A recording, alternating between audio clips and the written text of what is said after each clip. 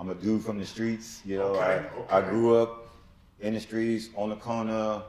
I'm just trying to survive and trying to make it. Wow. You know, times are really hard, but ultimately at the end of the day, I knew I would be something. I didn't know what it was, but I knew I was going to be something because I felt it inside. My mama know my character. When my mama called me, she don't call me worrying about me, asking about me. My mama asked me what's next. You know what I mean? Next? And I don't know, you know, some people don't got that, you know, but I can tell you this. My mama didn't finish high school. My mama had all 5 of us before she was like 21, 22. My mom went through some hard times. I saw her struggling. I saw her lack of education. But you know, my mom had a lot of wisdom and a lot of knowledge because she had to go through a lot. And since she had to go through a lot, I absorbed all that. I used to listen to them. I used to listen to everything. You watching the work ethics, you watching the survival. Yeah, I'm watching the hustle. I'm watching the hustle. The hustle is part of the game, right? Gotcha. You know, you wake up, you play the game. Let's And, go, what they say, you play the game to win. I'll tell you, the first man that I ever had in my life was my high school coach. You know, because he was tough on me. You know, like he told me one day, he said, if you want to play, you got to show up to the game in a suit. And we was dressed suit and tie if you want to play, because we're going to be professionals around here. Yeah, that's what he said. So you know what? That next game, I ain't show up because I ain't got no suit, I ain't got no tie, and I ain't got no dress shoes. My mama can't afford that. So I didn't show up. So the next day, he's like, hey, all y'all gonna be running, you didn't come to the game. I said, well, you told us we got to be in a suit and tie. He said, well, get your suit. I said, I can't afford that. I said, my mama can't go buy, like I wear size 15. Like that's 100, that's 140, you know? I said, I can't afford that. And then he was like, oh, I didn't know that. So I'm sitting at the house on Saturday. He pulled up to the crib. And then Mom was like, coach outside. I'm like, well, coach outside, because he about to kick me off the team at the house. So he took me to the shoe store. He bought me some shoes. He got me a tie. He got me some pants. He got me shirts. And then he was like, this is what you need. And so for him, that was the first dude in my life that ever did something for me. You know what? He was a person that I knew that when he bought me that stuff, he wanted me to win. You know the whole adage, the people who want to see you win will help you win.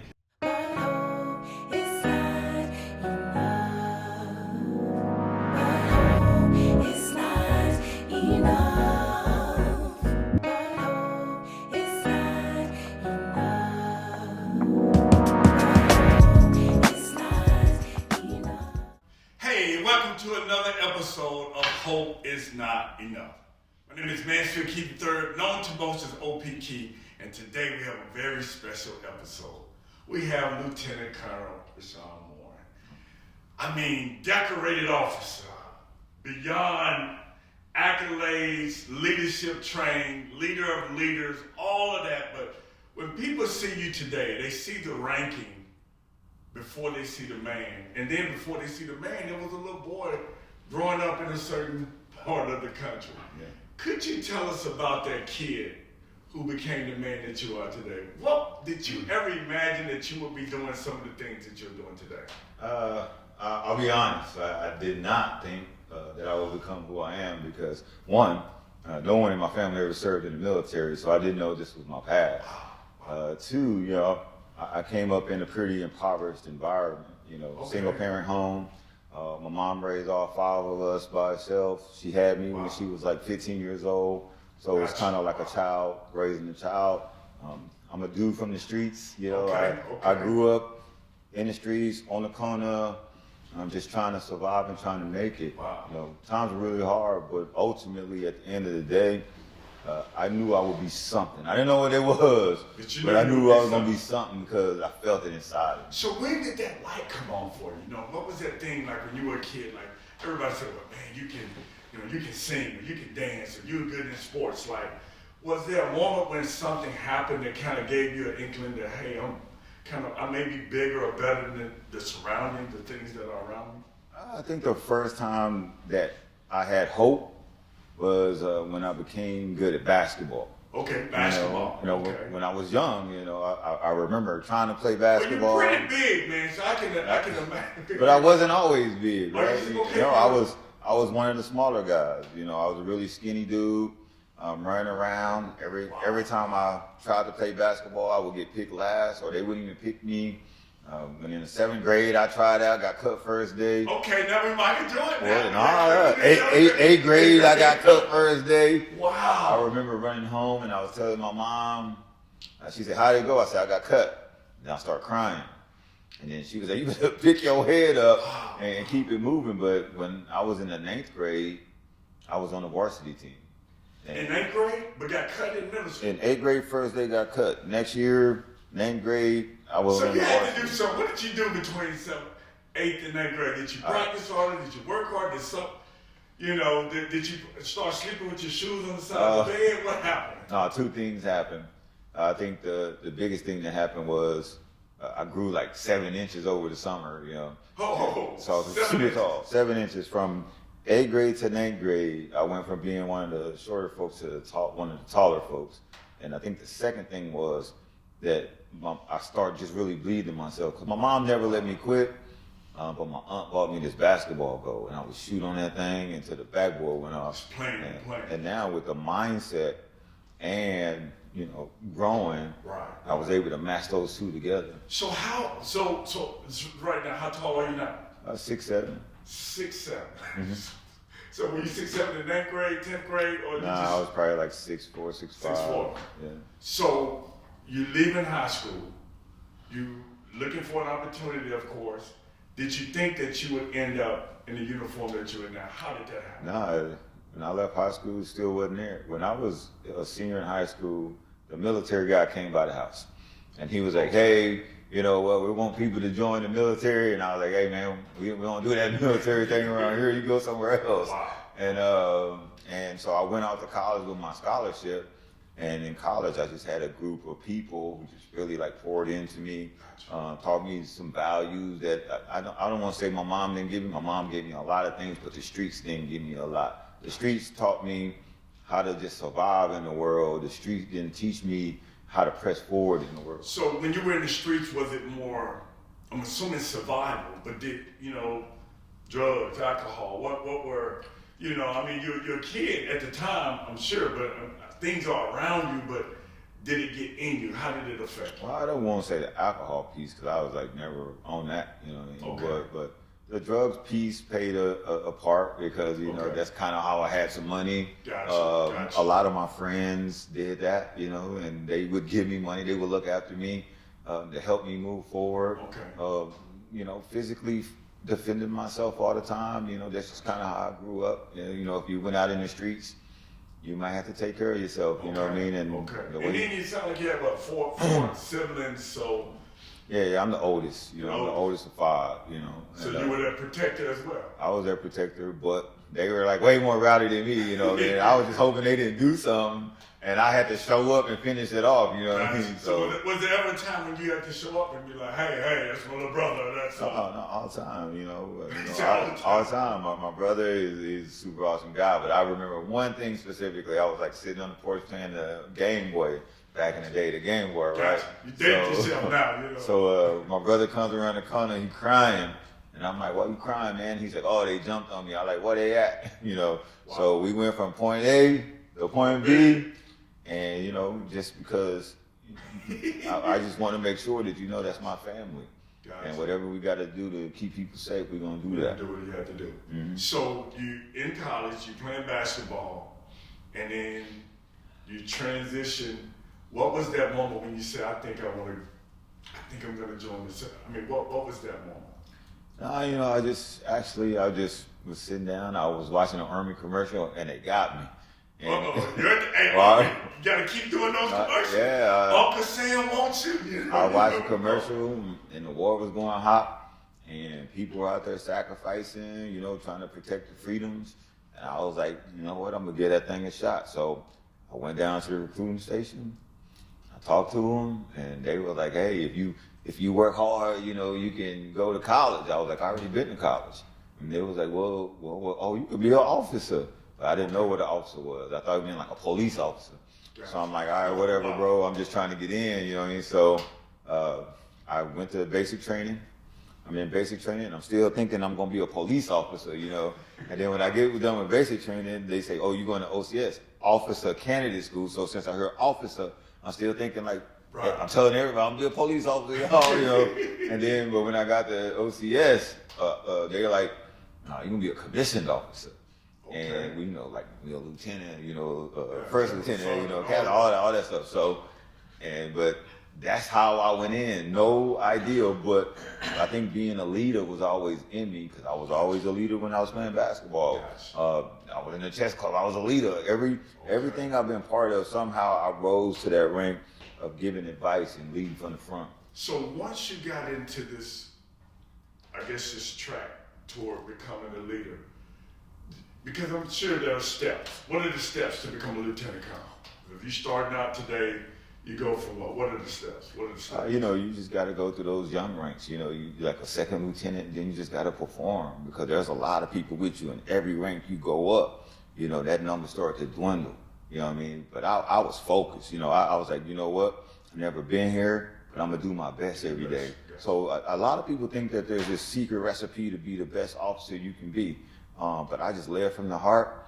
I just gave my all, and I just cared about people, and I ended up where I ended up. Hey, I know you're locked in, and I know you don't need the interruptions, but just do me a favor. Hit that subscribe button real quick so we can build up subscribers and keep bringing you content like this. Peace. So what was your greatest challenge in becoming that leader? Because some people see leaders and they think, oh man, but how did you deal with that? Because sometimes, like you say, you went from group, and then at some point you had to rise above that group, and then I'm sure there were moments when you went from being with them to being over them, in a sense. What were the challenges that you faced in growing into leadership? I guess my emotional intelligence was my greatest challenge because I'm a street dude. I've always been a street dude. Gotcha. You know, so I had to figure out, you know, how to operate in the organization with everybody else. But you know what I was a competitor. So I was always competing.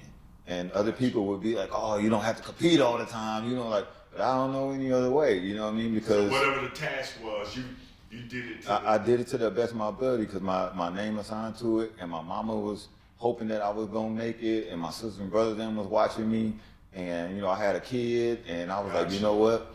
I said I'm not gonna lay anybody down. So, but the challenge came from is that you know some people say, oh, they always told me you think you better than everybody else. Wow. You know, to them, okay, whatever. You know what I mean? But I didn't join anything. I don't do anything to be like everybody else. I'm not trying to be normal. You know what I mean? I don't want to be just like everyone else because you cannot progress forward if you just like everybody else. You're gonna get caught up in the pack. Yeah. And in the pack, you know, only way you might get out of that thing is if everybody fall down, you know. Bottom of the top of the bottom, right? That's average, right? And yeah, you know, if you want to be amazing, if you want to be great or remarkable, you can't be like everybody else. You cannot be like everybody. And if you want to, just be like everybody else. Tell me this. So I heard you mention you didn't want to let your mom down. You had your siblings. What was it like growing up with 5 siblings and a single mom? When you that person that you want to see, that wanted to see you succeed the most, but also the one who may have been the most disappointed if you fail. When you think about your mom, what comes to mind? Well, I would say this. My mom would never be disappointed in me. If I won $1 billion, if I lost everything, my mom would never be disappointed in me. That's how I felt, you know what I mean? So you felt like she was always supportive? I knew whether I achieved or I did not, that she was still gonna love me the same way, you know what? But I watched her struggle. I watched her walk to the bus stop. I watched her walk to work because she didn't have 35 cents. You know, I watched her not eat because I wanted to eat something else because I'm bigger than everybody. So I was like, you know what? She's not gonna have to worry about me. You know, and that's what the goal was. You know, my mama always called me the big dog. She was always like, you the big dog, you the big dog, you the big dog. So you know what I started feeling like? I started feeling like I'm the big dog.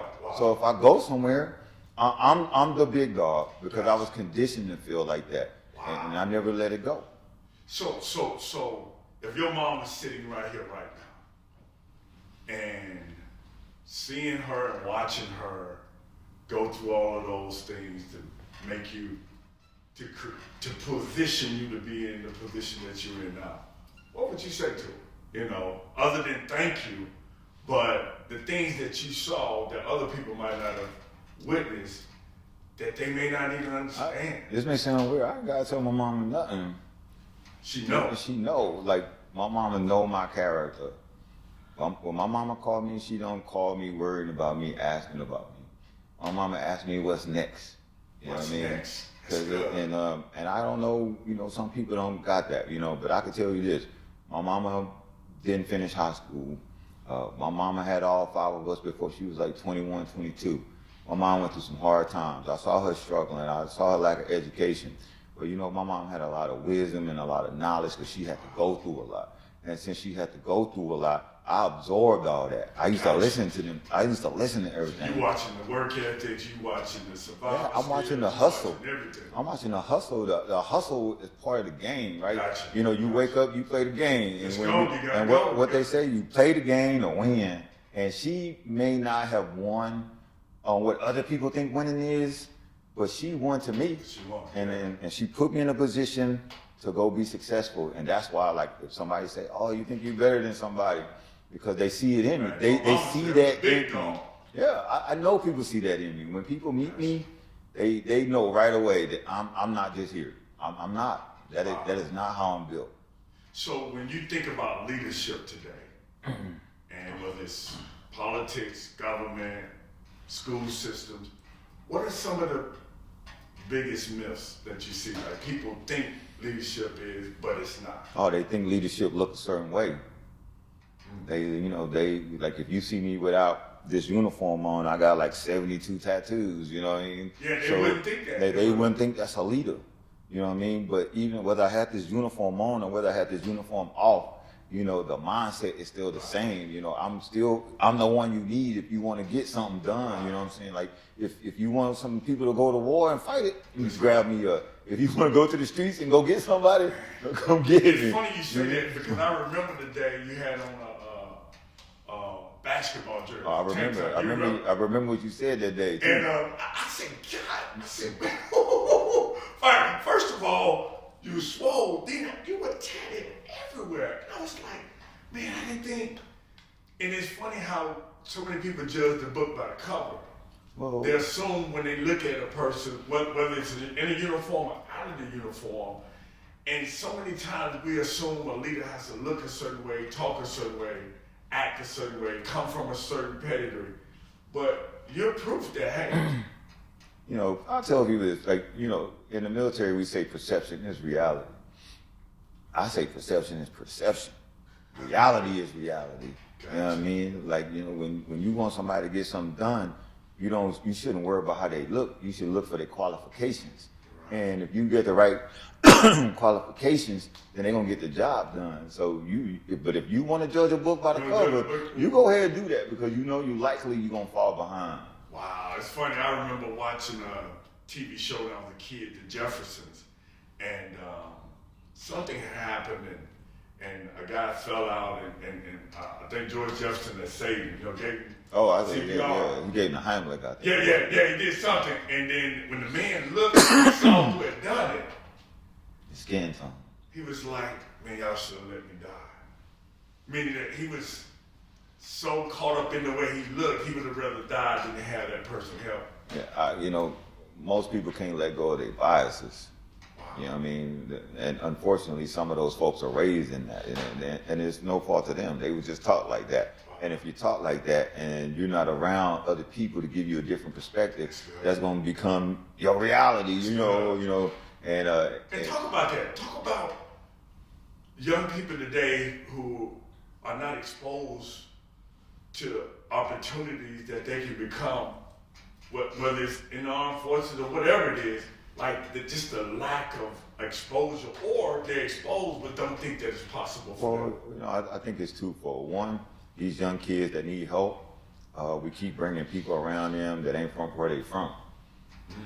So they hear a story of success, but that individual didn't come from what they came from. So to them, the start point already off.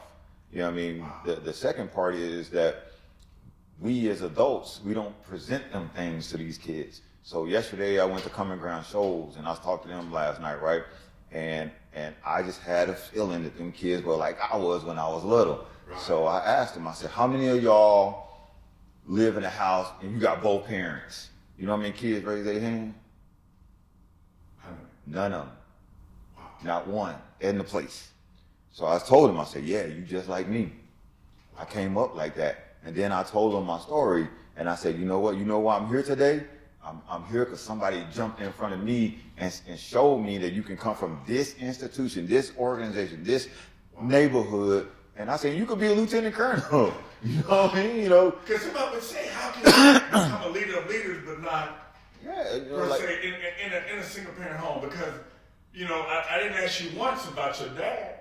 I mean, was your dad ever in your life? I don't know my dad. My dad lived and died without me ever being around him. So you never met your dad? Nah, I'm pretty. He know I existed. I know that. He know you existed. He know I existed, but I can tell you, I can't. If somebody showed me a picture, say, hey, which one of these is your dad? You wouldn't know. Wouldn't know. What do you do when you lose the passion, but you still have to show up to work every day because you need the paycheck? I mean, you have the degree, you have the skill set to do what you're gonna do, but sometimes we need that boost, right?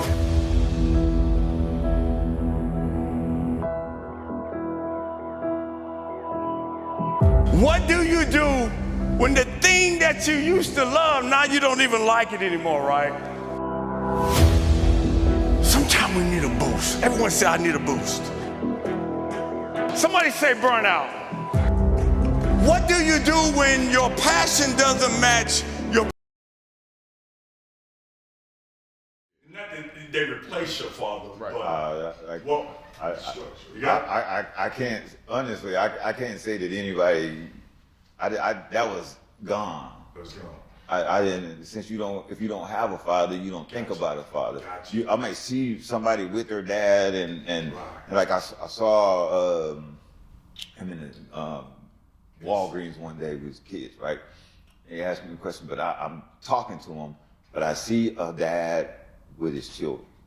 I'm watching the communication, but I could just see that and continue to move because it ain't part of who I am. You know what I mean? So I think what we get lost sometimes is that we want people to say, hey man, go replace your dad.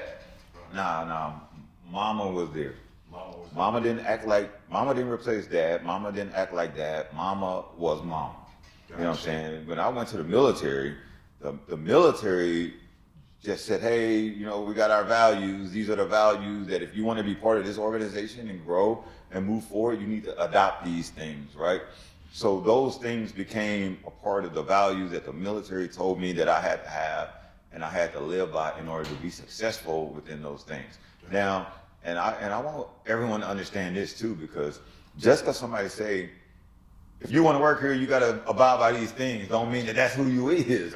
That's not who you are. When you go to work, you can adopt them things, but and you can say, all right, at work I'm like this, because if somebody get on my nerves, I'm like, you know, but I'm like, I'm just doing what I got to do. I got to do what I got to do. So I heard this thing the other day that talked about the more educated some of us get, the more unreliable we become. Because like you can be in an organization and you are adapting those things that the organization wants you to have, and they may not align with you, but you have to adopt them because you got to take care of your family. And then when you go back to the house, how much stuff do you put on your spouse that you don't like? Because you can't talk about it at work, because you ain't gonna be at work no more. So you take those things that aren't in alignment with you, and then you talk about to a wifey about them, like, hey, you know what, this happened today, I don't feel like this, blah, blah, blah, blah. And then you get that off your chest, then you go back to work, and you function underneath the pretense of what they want you to be. I'm not saying that the military say, hey, adopt these values, and they're not good, because the values that the military said that I should have, I think are awesome. I think they're awesome. But you know what? You can't, I grew up with so many, I didn't join until I was 26. So I had 26 years of other people telling me stuff that I liked. And those things that I liked and I wanted to adapt, I made part of my life. So I can't show up one spot and be like, so yeah. So did you ever have a coach that became like a father figure, in a sense, well, for lack of a better term? The first, I'm saying father figure, but no, I didn't. He wasn't like a father figure, but I'll tell you, the first man that I ever had in my life was my high school coach. You know, because he was tough on me. You know, like he told me one day, he said, if you want to play, you got to show up to the game in a suit. And we was dressed suit and tie if you want to play, because we don't be professionals around here. Yeah, that's what he said. So you know what? That next game, I ain't show up because I ain't got no suit, I ain't got no tie, and I ain't got no dress shoes. My mama can't afford that, so I didn't show up. So the next day, he's like, "Hey, all y'all gonna be running. You didn't come to the game." I said, "Well, you told us we got to be in a suit and tie." He said, "Well, get your suit." I said, "I can't afford that." I said, "My mama can't go buy, like I wear size 15. Like that's 100, that's 140, you know." I said, "I can't afford that." And then he was like, "Oh, I didn't know that." So I'm sitting at the house on Saturday. He pulled up to the crib, and then Mom was like, "Coach outside." I'm like, "Well, coach outside," because he about to kick me off the team at the house. So he took me to the shoe store. He bought me some shoes. He got me a tie. He got me some pants. He got me some shirts. And then he was like, "This is what you need." And so for him, that was the first dude in my life that ever did something for me. And so I was like, okay. You remember that too? I remember that. You know, even when I went off to college and I came back, I called him. And I ain't talked to him forever, but I called him. I said, "Hey, coach, this is Rashuan." He said, "I know who you is." And he said, "Man, I'm so proud." And he was super tough. He never said nothing nice to nobody. Gotcha. And he was like, "Man, I'm so proud of you." And he said, "You got out of here, and I didn't think you was gonna make it." And he was like, "But I'm so proud of you." I said, "Yeah." I said, "Thank you, and I appreciate." But my mom was talking to his wife one time, and his wife was like, "Man, Coach G really loved Ray." You know, so he was hard. He was hard. That dude was hard. That dude was like going crazy all the time. But you know what? He was a person that I knew that when he bought me that stuff, he wanted me to win. You know the whole adage: the people who want to see you win will help you win. Hey, I know you're locked in, and I know you don't need the interruptions, but just do me a favor. Hit that subscribe button real quick so we can build up subscribers and keep bringing you content like this. Peace. Wow. But I can tell you this, you know, that's with me being a father too. You know, like, you know, I got a son, and I used to be afraid, like, man, how am I going to raise him so he can know that I love him? But you know what I decided to do? I did every single thing that I wanted to do. Everything that I wanted a dad for to do it, I just did it with him. And then now, you know, he has these lessons, and he told me, he said, "Dad, when I grow up, I'm going to take my kid everywhere you took me." You know, but you know what? That's why I told him, I love him, I miss you. I love him, I miss you. You know, I heard a quote that said, "Give them what you wish somebody had given you." You know, meaning that if you didn't have that dad, or maybe you didn't have that significant person in your life, even from mentoring, like just you going over there speaking to those group of young people, you giving them hope, because they seeing you like, man, if he can do that, yeah, and he come from where I come from, then it's possible. And I talk like them too. You know what I mean? So like I use the same vernacular that they speak in every day, because that's how I speak at home. You know what I mean? So my standard American English is solid. But when I'm talking to them, I want to talk to them in a language that they understand, you know. And then I tell them, but when I'm at work, I know this is how you communicate, because you got to understand, like, all of us, with your friends, you act a certain way. But when you show up to the place of employment, and now you responsible for leading others, you have to do it succinctly. You have to be clear. You have to be concise. You have to ensure understanding. And when you ensure understanding, You can't talk in terms where people may not understand you. You got to talk in the way of the organization. That's good. That's good. So tell me this as we get ready to come to a close. We talked about leadership. You just left. You were in Japan for a while, and then you were at a university. Like all of these, every position, every role seems like it's been around leadership and developing things for leaders. What are some of the things that you convey when you go into these places? Whether it's the school system, what are the things? If you say, man, I'm gonna give you 3 things. These 3 things are the first 3 things I look for. These are the first 3 things I try to convey. What would they be? One would be your character matters. Your character does a lot more for you than what you think. Your character makes sure people ensure trust in you. Your character makes sure people can depend on you. Your character lets people know that you're going to be present. And I think number 2 is probably be your authentic self. Because I don't want to follow a leader who's trying to be somebody else. If you try to be somebody else, eventually you're going to transition back to who you actually are over a period of time. And if I notice that change in you, then I'm going to feel like, you played me. You played me. And I think the third thing be just be vulnerable. And I say be vulnerable because you can't make it seem like you don't go through things too. You know what I mean? Because now what's going to happen is that when they going through things and they need some help and they need to reach out to somebody and they may see you as someone who, I don't want to say that doesn't care, but don't identify because you never showed emotion, you never showed that you going through things, it's going to be hard for them to reach out to you. So that's powerful. Now I'm looking at you 6'7", 320. 320. I would like to know what vulnerability looked like for you. Have you ever walked up in front of your cadets and I'm sure you had, they've seen you. No, I cried, my grandma got sick and, I was talking to him about something and I just started crying, because wow. I'm a regular person, you know what I mean? So you're married, you have kids, you have a family, and we're talking about hope.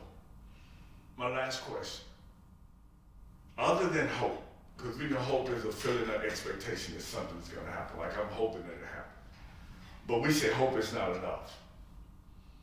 If you were to just look and just talk to somebody who's living without hope, maybe they're in one of those homes where it's just a mom and it's not a dad, where they feel like they don't have everything they need around them.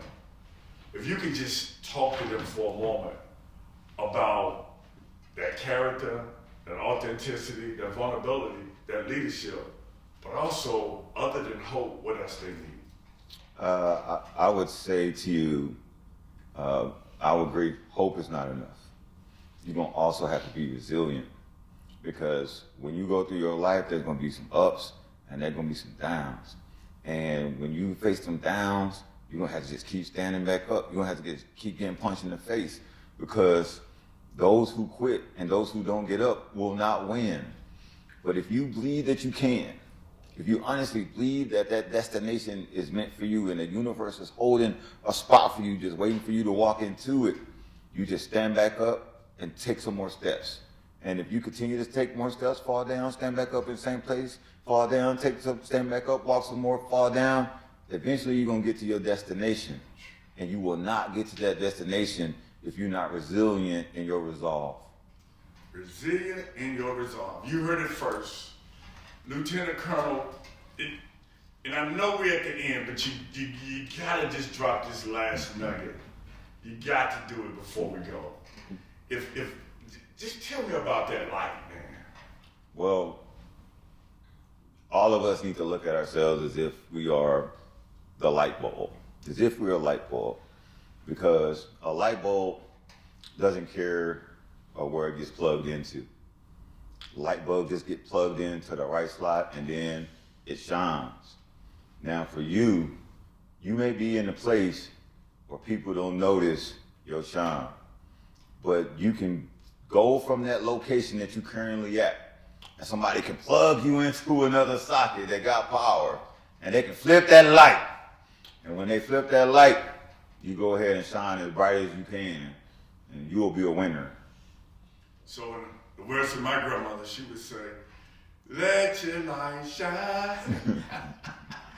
So whatever that light is for you, wherever you place, blossom where you plant it. And know that, man, light in the darkness, no matter how dark it is, it's gonna shine, it's gonna show. And the same mosquitoes that flood to that light at the nighttime in the summer and die from that light, they just see the light and go. And that may be why people are following you right where you are now. When we say hope is not enough, remember that hope is not enough, but you still gotta have it. See you next time.